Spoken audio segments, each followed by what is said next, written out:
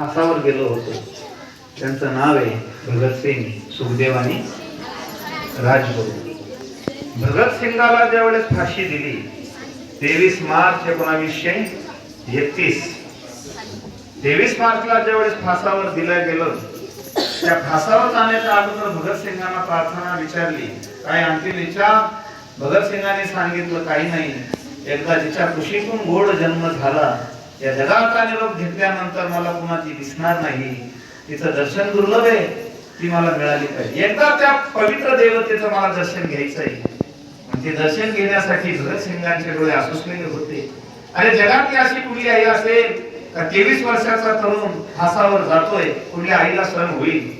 म्हणून त्या आईने सहज डोळ्यातून आसू टिप टिप टिप करत जेलमध्ये आली.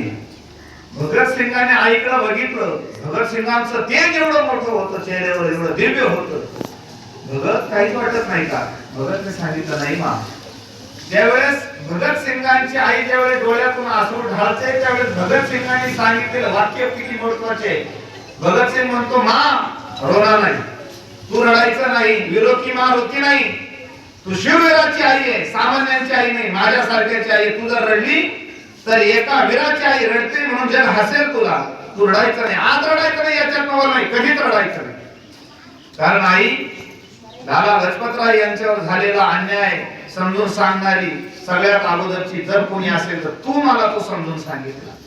मी तुला विचारलं होतं आई हे झाडं कशाचे, तू मला सांगितलं होतं भगत हे झाडं बंदुकीचे, याला बंदूक येते. मग मी काय वेगळं केलं? मी तोच वापर केला, ह्या देशाला सशस्त्र क्रांतीचा लढा देण्यासाठी बलिदान देतोय, ही मी केलंय. कोणामुळे? तुझ्यामुळे केलंय. आई तू थोर आहेस म्हणून रडायचं नाही. आता पुढे मला सांगायचं ते फार महत्वाचं आहे. भगतसिंगाने आईला निरोप दिला. जड अंतकरणाने फासाकडे ते वळाले, प्रसन्न होते, नाराजी अजिबात नव्हती. या भारत भूमीसाठी मी चाललोय, प्रसन्न होते. भगतसिंगाची आई पुढे निघून गेली. फाशी झाली, देह जळाला, चितेची राख झाली आणि ठरल्या पद्धतीने भगतसिंगांची आई त्याच्या पुढे किती आयुष्य जगली माहितीये?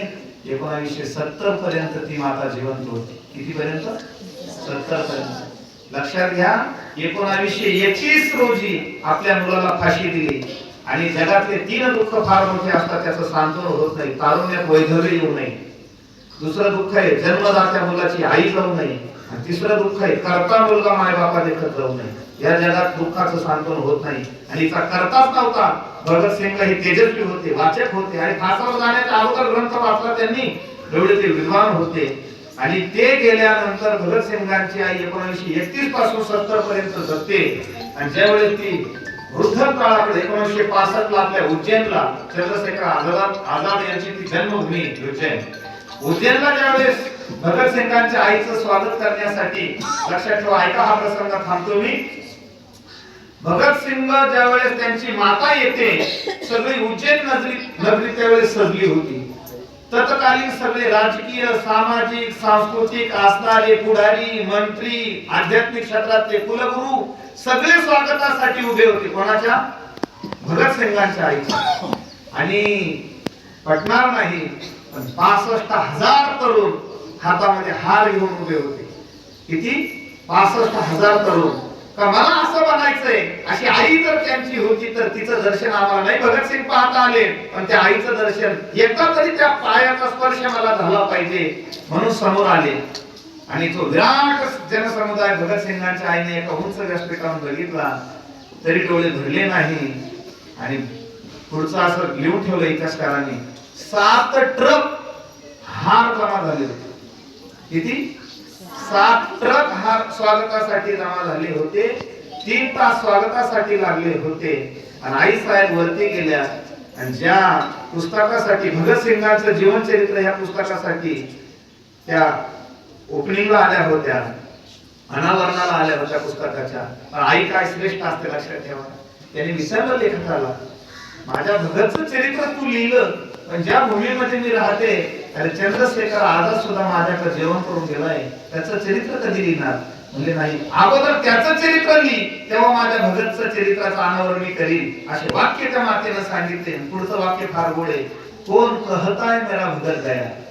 मेरा भगत तो अमर है, हर एक युवा के दिल में मेरा भगत ही रहता है. म्हणजे तिच्या वाक्याचं उद्घोषण असं होतं, कोण म्हणतो मला भगतसिंग गेला म्हणून. प्रत्येकाचा हृदयाचा ठोका हा कोणाचा आहे?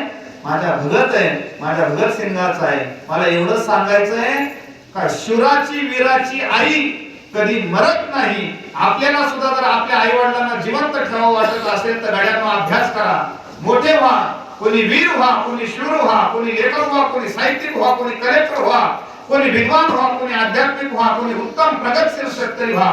पण जिथे असाल तिथे निर्व्यसनी राहा, सुंदर राहा.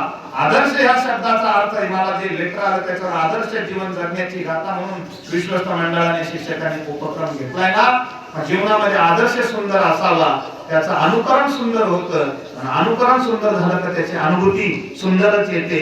स्वामी विवेकानंदांच्या पुढे आदर्श रामकृष्णांचा होता म्हणून जगविख्यात झाले. आई छत्रपती शिवरायांच्या समोर आदर्श आई जिजाऊंनी रामकृष्ण परमहंसांचा राम कृष्ण भगवंताचा घातला म्हणून छत्रपती शिवराय घडले. महाराणा प्रतापांसमोर राणा कुंभा राणा सांगा यांचा आदर्श होता. राजा रणजित सिंगांपुढे राजा जगतसिंगांचा आदर्श होता.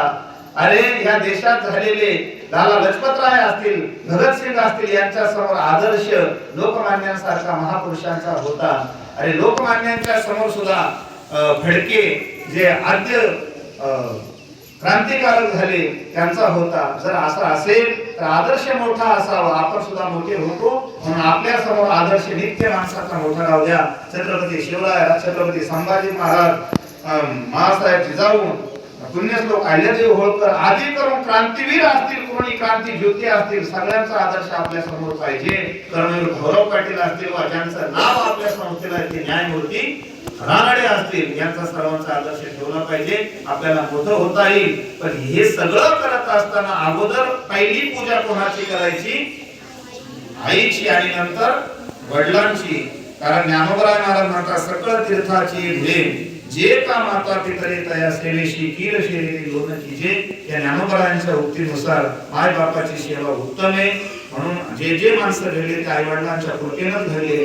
म्हणून त्या पितरांचा आशीर्वाद मिळवण्यासाठी या विश्वस्त मंडळाने, शिक्षकांनी, कर्मचारी, विद्यार्थीगण, गावकरी मंडळी, समस्त ग्रामस्थ भजनी मंडळ, आध्यात्मिक वर्गातील आलेली सर्व पदाधिकारी, सर्वांना वंदन करतो. सर्वांचा परिचय नाही, परंतु राबवलेला हा उपक्रम अतिशय अवर्णनीय आणि सुंदर आहे.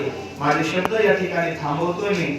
शब्द थांबतात यासाठी बोलण्यासारखं पुष्कळ आहे, पण वेळेची मर्यादा. तुम्हाला आज एकादशी आहे.